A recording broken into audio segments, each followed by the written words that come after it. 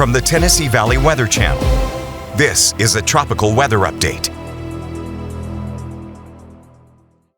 Fred Gossage here in the Tennessee Valley Weather Center on this Tuesday, July 22nd, with your daily, regularly scheduled tropical weather update. And for the next 7 days here, National Hurricane Center not highlighting any areas for potential development. We did have a tropical wave approaching the Windward-Leeward Islands we were watching, but the window for development with that is now closed, and we are no longer expecting that wave to have the potential to develop into anything. Now, oddly enough, the little Gulf disturbance we were watching last week has circled back off the Carolina coast and is popping showers and thunderstorms here off the southeast coast.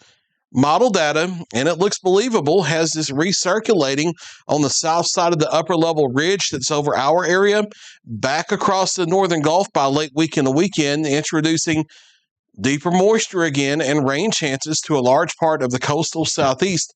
Not expecting that to develop into a tropical system, however.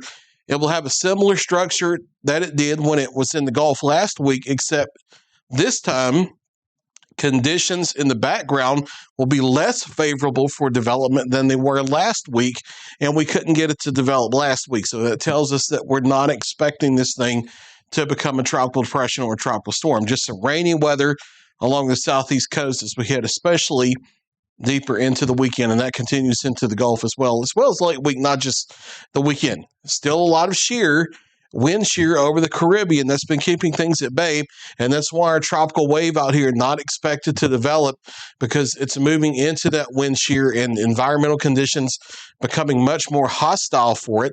Elsewhere, we have tropical wave activity rolling off the west coast of Africa, but still no signs of development here, not expecting anything to develop in the Atlantic Basin for at least the next 7 to 10 days, maybe even still longer than that.